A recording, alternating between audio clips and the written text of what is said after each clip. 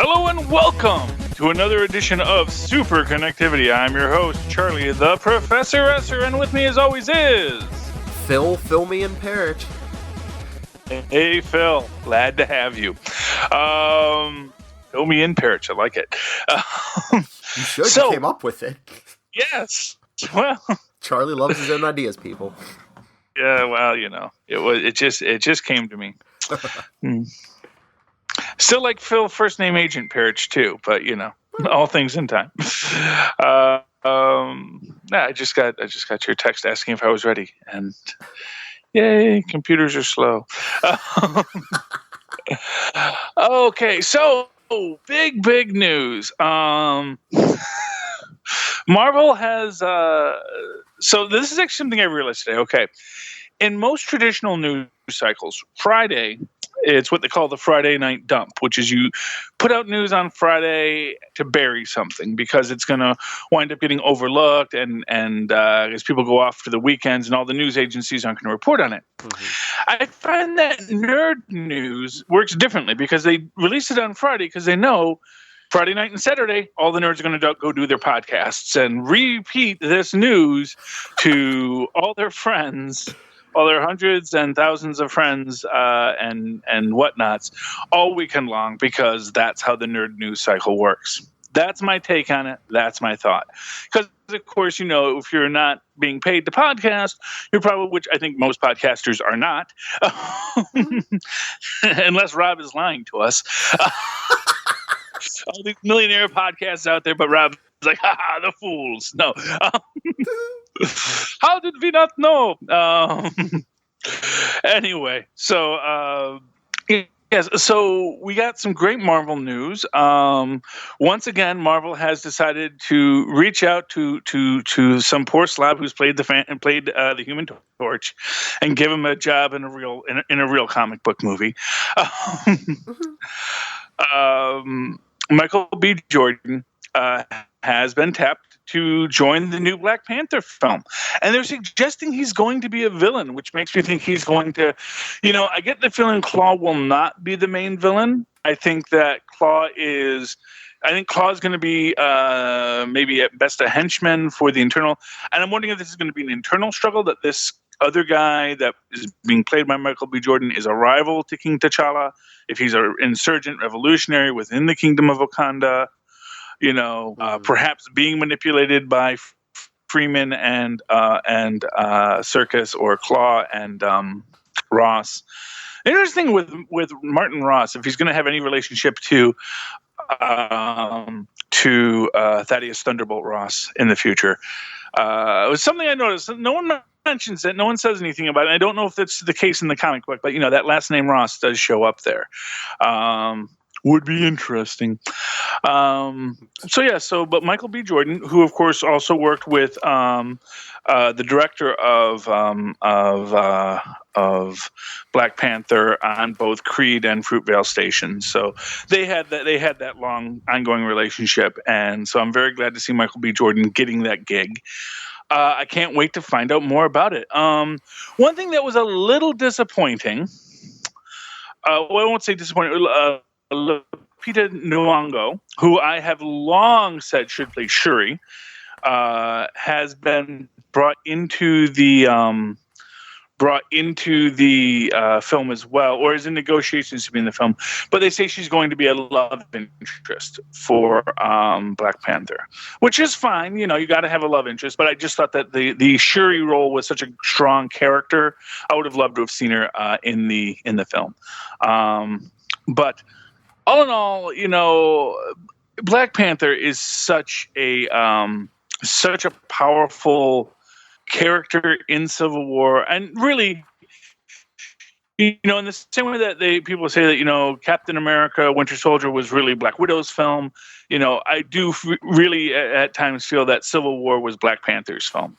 As we say, Cap doesn't really do much in his own films, but he does help other people come to understand the best way to be who they are, to be their best selves. That's what Cap does. He inspires you to be your best self because he's already his best self. And and as I say, Cap doesn't need a lot of character development because he's already right.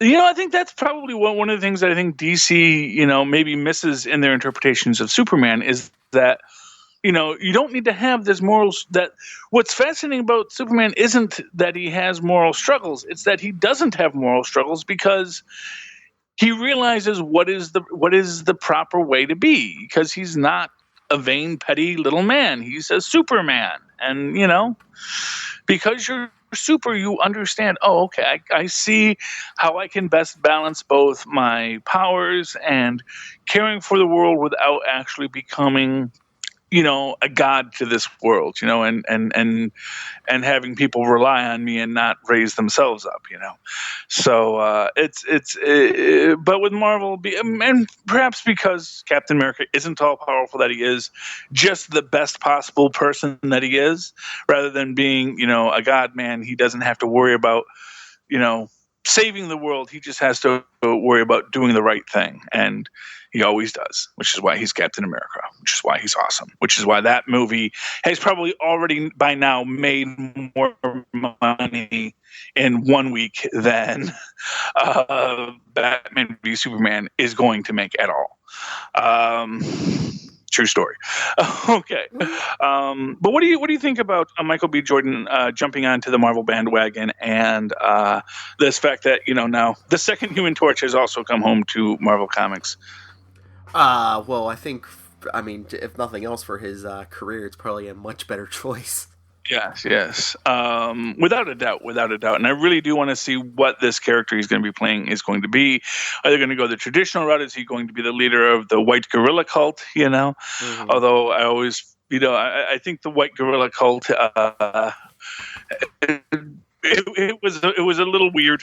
The Black Panther Cult, the White Gorilla Cult. It's all interesting, but I don't know exactly where they're going to go with that. I kind of think that they're going to avoid that because I think having one character named after an animal is hard enough. I think if you're going to go that route, you're going to go something else. And I think the idea of him just being a political opponent is much more interesting, especially if you kind of do a Dr. Doom Reed Richards, since we don't have a Dr. Doom or a Reed Richards in this universe, but have Michael B. Jordan be that equal genius, equal that Red Skull to his Captain America, even this idea of this guy who is not the king but who is going to be his match in every way. And so that would be an interesting way to take it, to have him be especially if you have him being the one manipulating Ross and Circus to what they want. It would be interesting. I want to see where it goes. I cannot wait to see what that film is going to be. In other news, speaking of Michael B. Jordan, the producer of Fantastic Four has basically kind of had a mental breakdown. Did you hear about this? No. Well, he's just basically saying, we really want to do that Fantastic Four 2, and we want to use the same actors because they were all great, but, we made some mistakes, and we learned from them. It's going to be a lighter, funner, and it's like, oh, sweetheart, no, I'm sorry. There's not going to be, and really, here's what I'm going to tell you right now. With Michael B. Jordan coming into this, although there is precedence, I don't think we're going to get Michael B. Jordan as the Human Torch if Fantastic Four does come back to the Marvel universe. Just because he's going to have another role. Now, as has been pointed out, Marvel has done this already, where they have a character in one film be another character in a different film. And that, of course, is what's her name? Was in Civil War, the mother whose son died. But blanking on her name, but she's going to be in Power Man. She's going to be in the Power Man film as the Power Man series as the political villain. And she does have a different name, because I was when I first saw that. Oh, is that going to? Because she does say she works for the State Department. Is she going to be in Harlem after this? And it's like, no, actually, they are two completely different characters. So, but this is a character that you have in one film, but she's going to be a different character in another film. So that is this is the first time Marvel's doing that, but I don't think we're going to get Michael B. Jordan as the Human Torch when the Fantastic Four comes back, because again, as I said, I think if they do bring the Fantastic Four back, they're going to do it with them as already an established group, but that just isn't in the spotlight. Honestly. If they can, does Homecoming come before or after Infinity War 1 or Infinity War 2? I think Homecoming's next year, isn't it? I think it comes first. Yeah, I think it's pretty sure it's next year. Okay, yeah. So here's my prediction. Okay, you're going to get Homecoming, and then in Infinity War you're going to get that Fantastic Four cameo. Because in one of the two Infinity War films, you're going to get that Fantastic Four cameo, because, of course, that's where they've been. They've been out.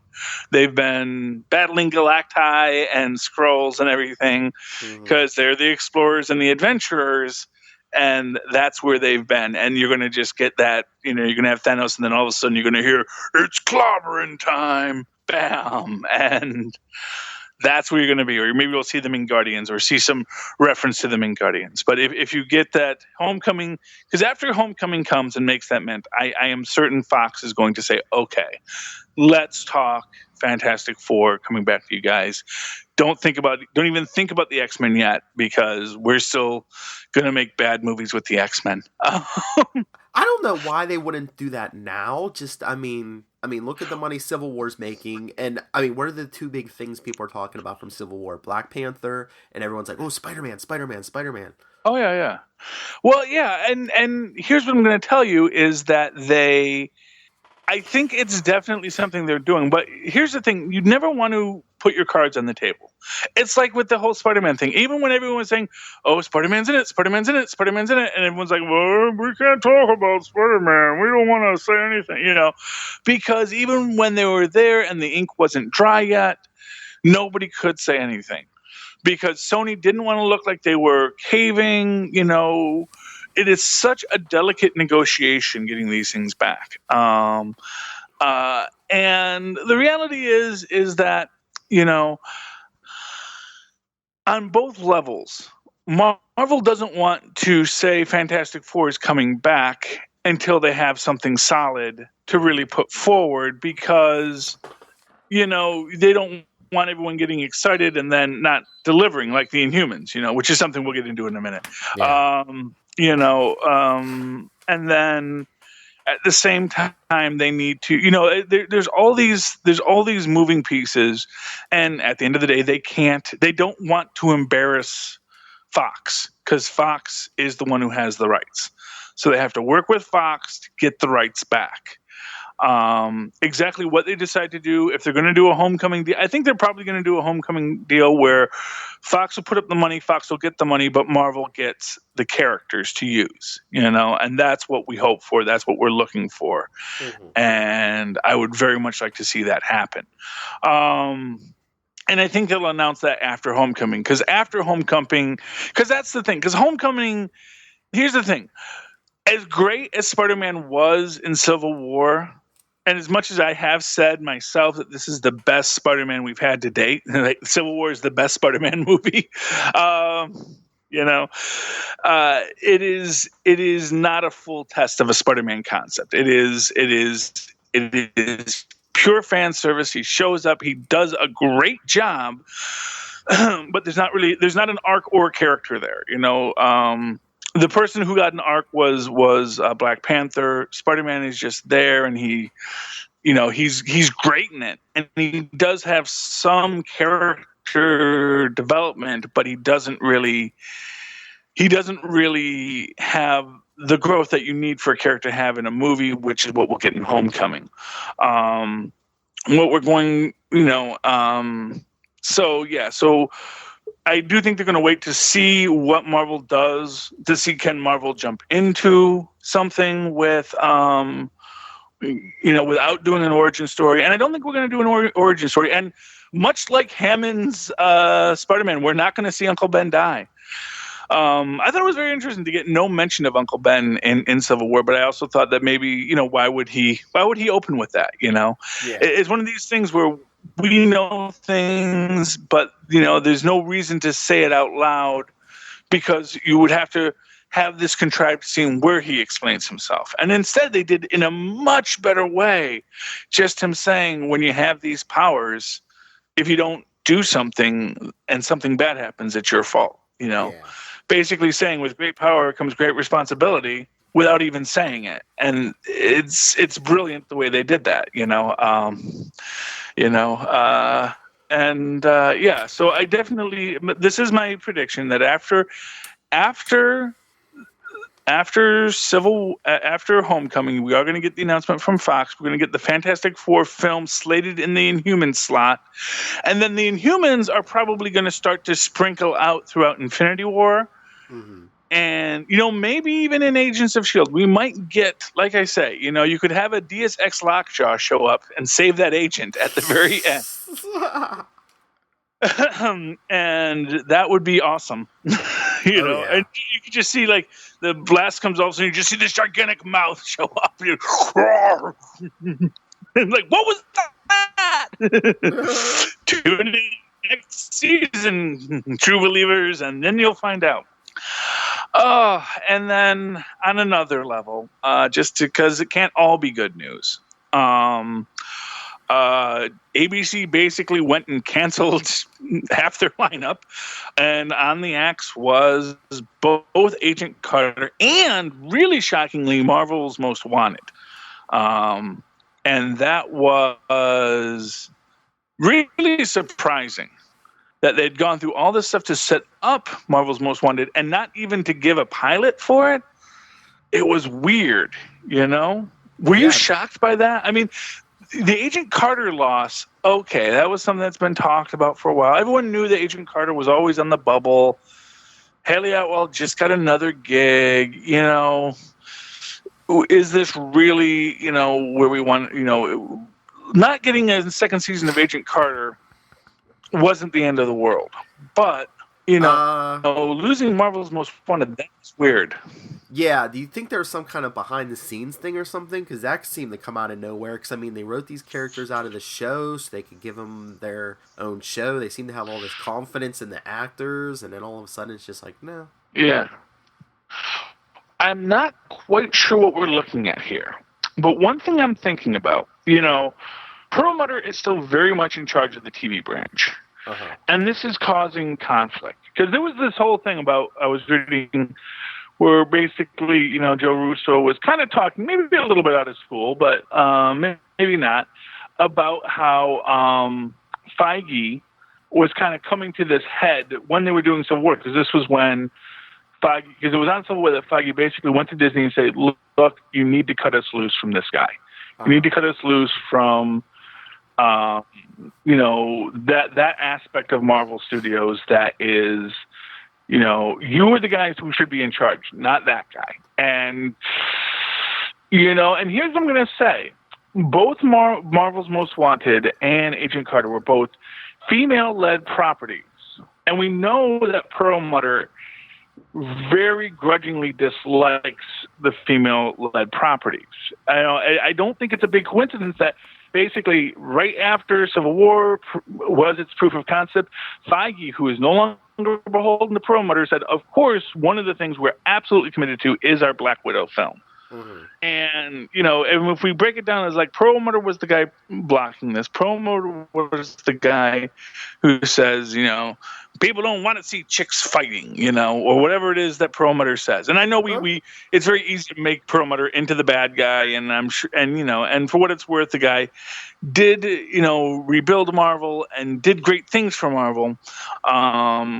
So you do want to give him, his props there, but that there has clearly been this tension with Perlmutter.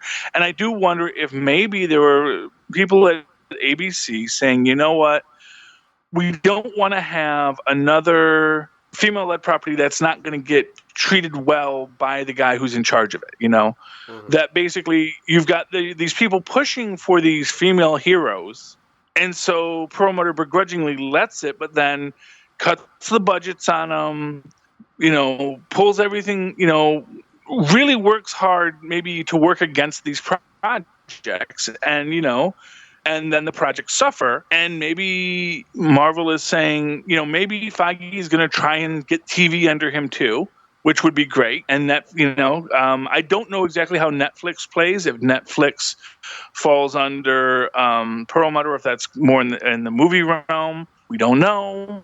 These are all these open questions. I would very much like to see maybe Feige taking that more control, which is kind of funny to me because I really worried about Feige taking control back when he first announced that Feige was being put in charge of things. But I've come now to see that maybe Feige is the better man to be in charge of these adaptations. And here's the thing. Because they canceled Agent Carter, because they canceled Marvel's Most Wanted, does not mean either of these shows are really dead. And let me give you an example, because you can always do, Agent Carter you can tell the Agent Carter story in Agents of S.H.I.E.L.D. You can tell the Marvel's Most Wanted story in Agents of S.H.I.E.L.D. You can do a Marvel's Most Wanted arc, And like I was saying, I really felt like the strongest idea for Marvel's Most Wanted, and really what I figured they were going to do with Marvel's Most Wanted, was that, Dominic Fortune, who we were told was going to be, a major character in Marvel's Most Wanted, was going to be hiring Nick and Mockingbird, because after Peggy's death, all of these files that she could not release while she was alive goes to the one man she knows she can trust, Dominic Fortune, a fellow former rogue agent, the Clint Barton to her Natasha Romanoff, and basically says these are the things that when Peggy knew something was going south in S.H.I.E.L.D., she put these down. These are the things she couldn't take out because the political pressure during her life was too strong. Now's the time when we can go find all of these most wanted people, and bring them to justice.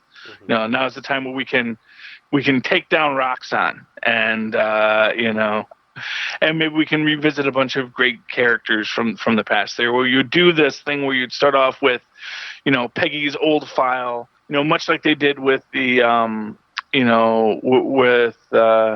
at the start of the Inhumans arc and and when they revealed the alien, that, you cut back to Peggy and the Howlers and collecting all these items and her capture of Whitehall, and then you play those back and forth, and then you get to the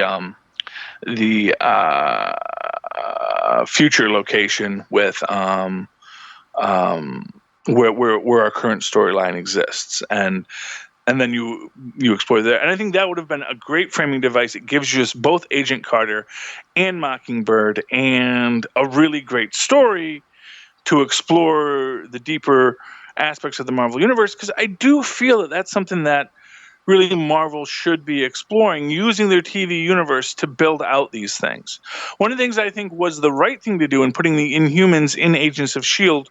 was this idea is it allowed you to build out this further aspect of the universe. And, I do wonder, because they don't mention the Inhumans in Civil War.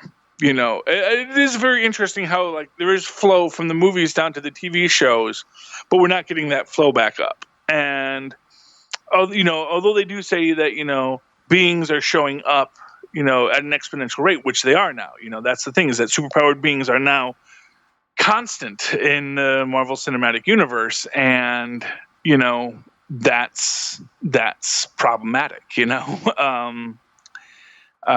don't name check the Inhumans in Civil War, but you can see how they are an aspect of it. It's a good thing for Marvel to do, to build out their universe in the TV shows. But exactly how they do it, I think that that's going to be kind of the straw in it, is that it's going to be Feige saying, I'm the one that should be taking charge of all this. I'm the one that should be saying what the TV universe and the movie universe connect to. Because if it's all connected and I'm in charge of the movie universe, now I've got to be in charge of the TV universe, and that will be fine. Let's move Marvel Studios into the realm of Disney's control under Marvel directly, in the same way that Pixar is its own baby, and that should be all the way down the line. That's my hope. I hope that's what they're moving to, and I hope that's what the cancellation of Agent Carter and Marvel's Most Wanted gets us to. Don't know if that's going to be the case, but that's my hope. What do you think, Phil? Yeah, I hope we see it in some form down the line. I think they were saying maybe possibly, like, did they shoot a pilot for Marvel's Most Wanted? 'Cause they're saying maybe they'll write the characters back in next season on S.H.I.E.L.D. and that can be an episode.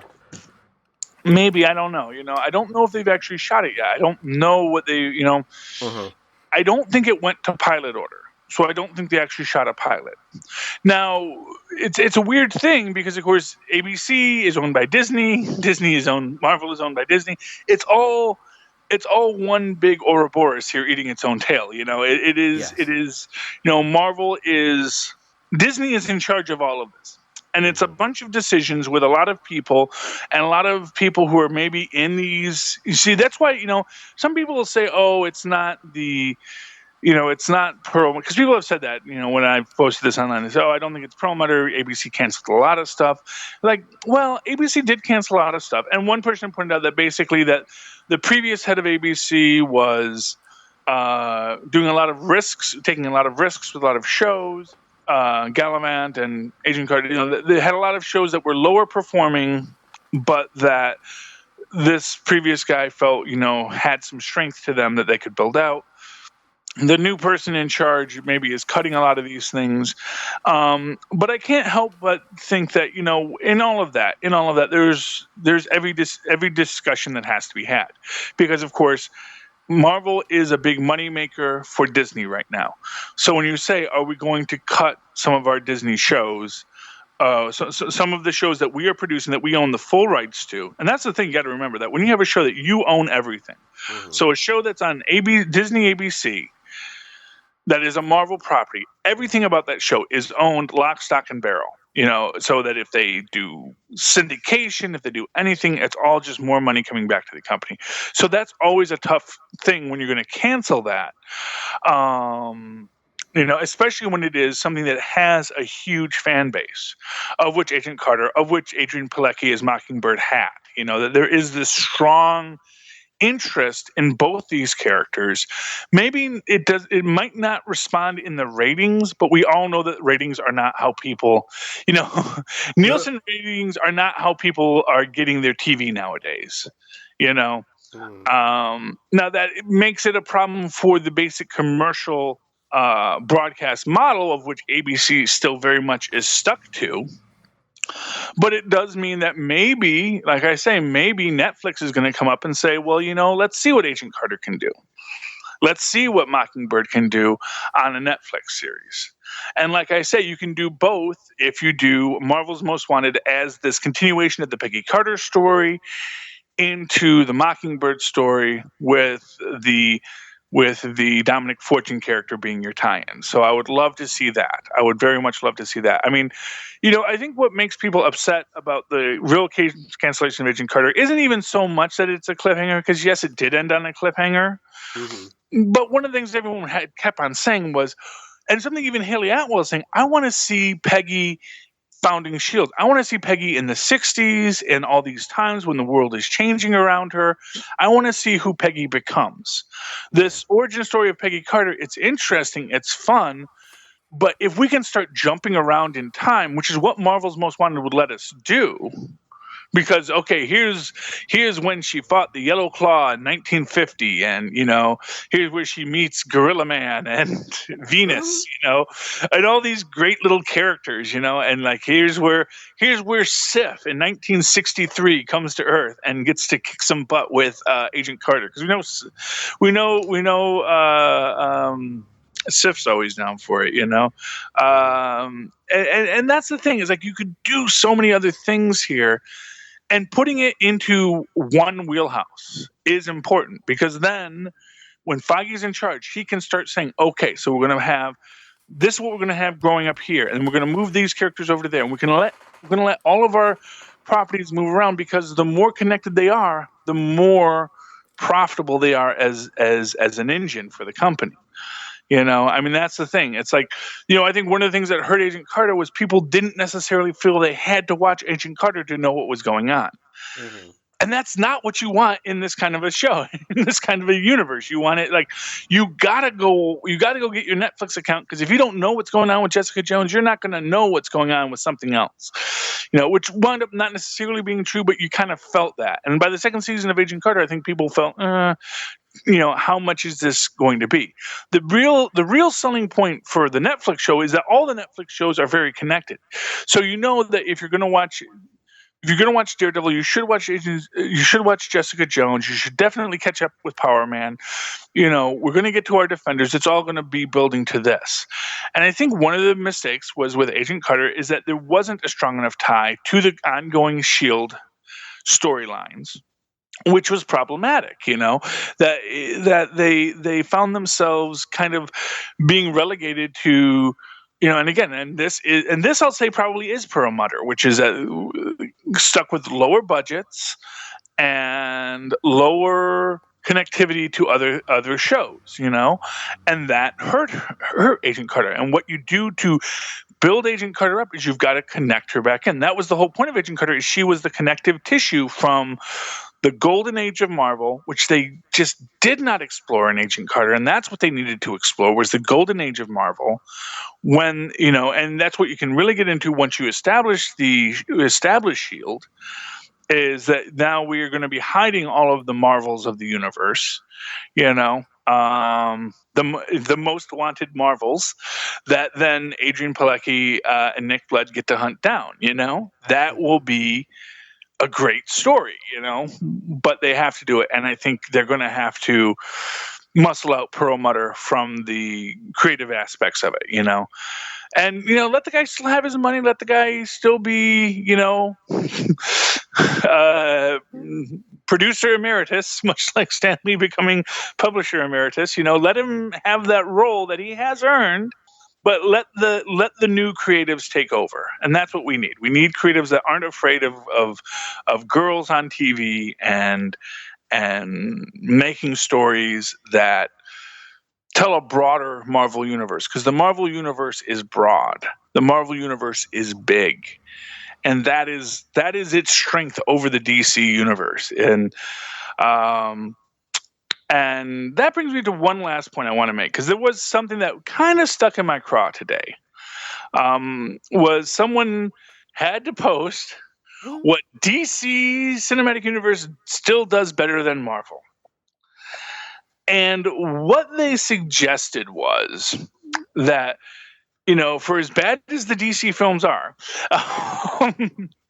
they all tell a singular vision of a director, and they basically make the point that that when it works, it's great, because you get the Dark Knight series, you get Tim Burton's Batman, where these directors come in and put their own visual style on it, and that is something that Warner's very much commits to, this idea, both good and ill. And then they make this is just such a canard that bugs me, is saying that all Marvel films look the same.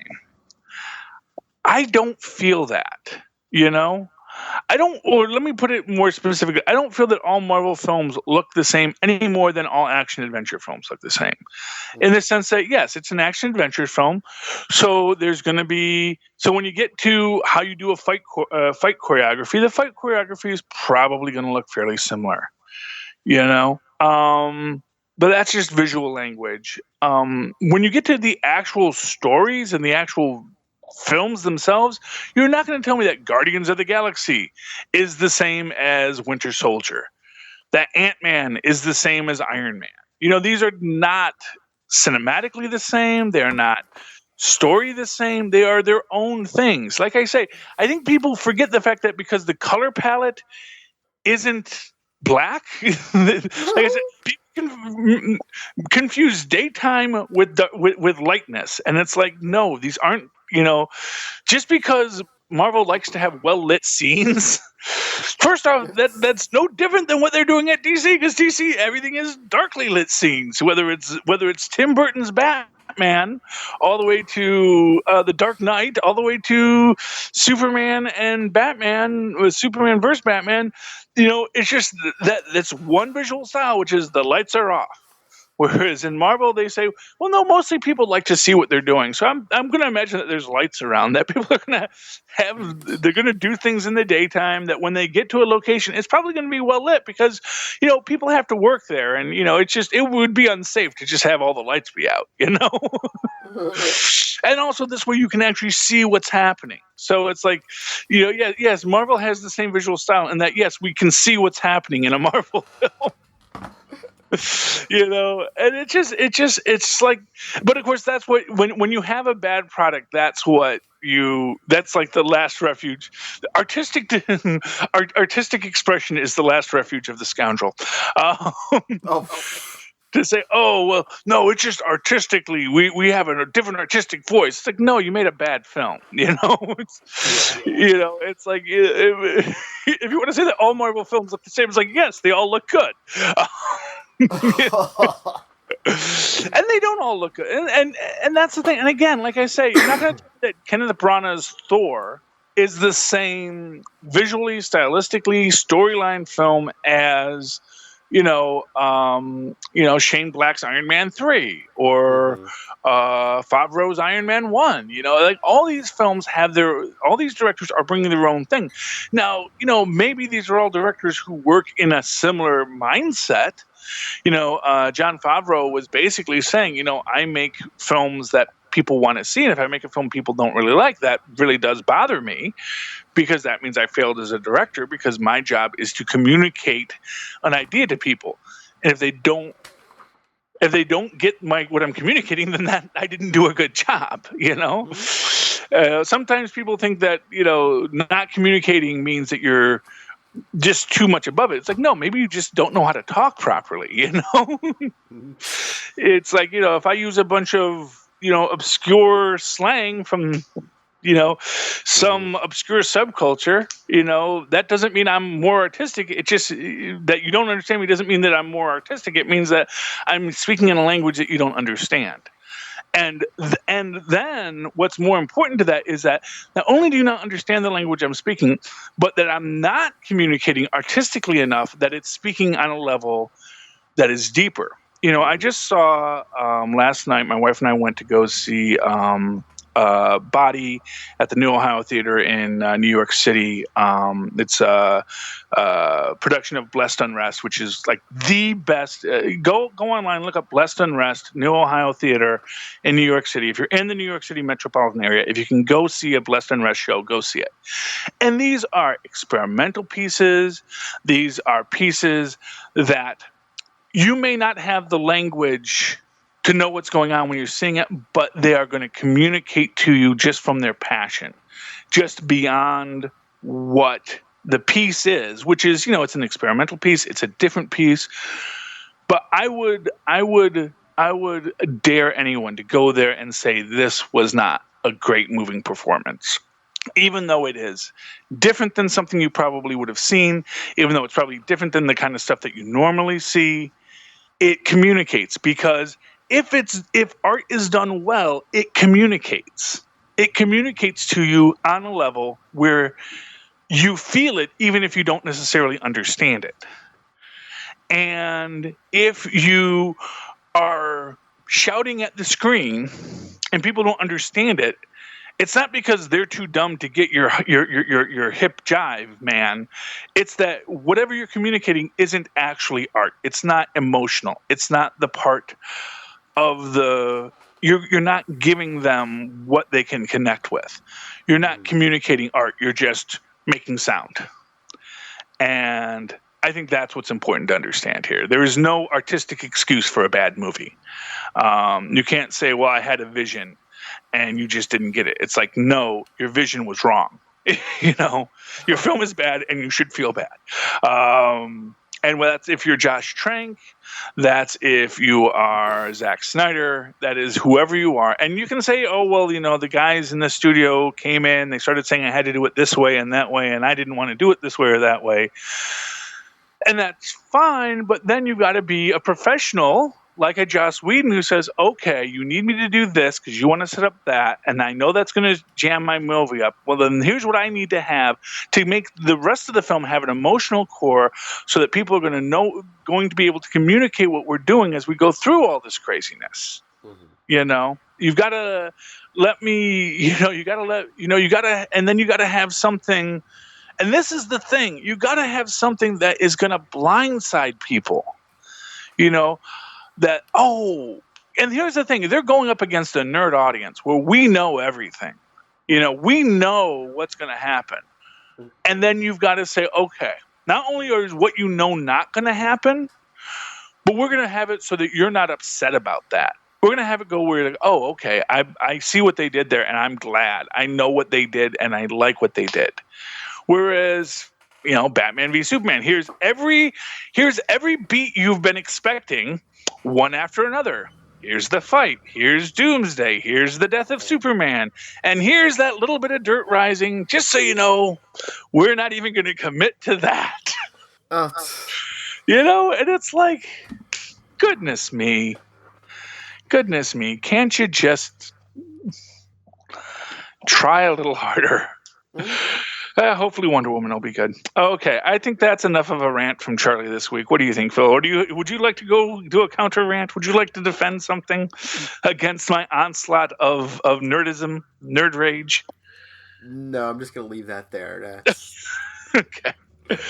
Okay, well, Phil, if they want to talk to you about what has transpired here today, where can they reach you? If you want a full transcript of today's massacre, you can email me nightwingpdp@gmail.com. On Twitter, I'm at nightwingpdp. Most social media is nightwingpdp. Okay, and of course you can always tweet along with me at Charlie Esser. That's CharlieEsser. Look for the two E's in the middle for quality. And of course, if you'd like to write to me, tell me what you think or what you dislike, what you don't think about me, you can do so at superconnectivityblog@gmail.com. That's superconnectivityblog, all one word, at gmail.com. Thank you for listening, friends, and connect with us again.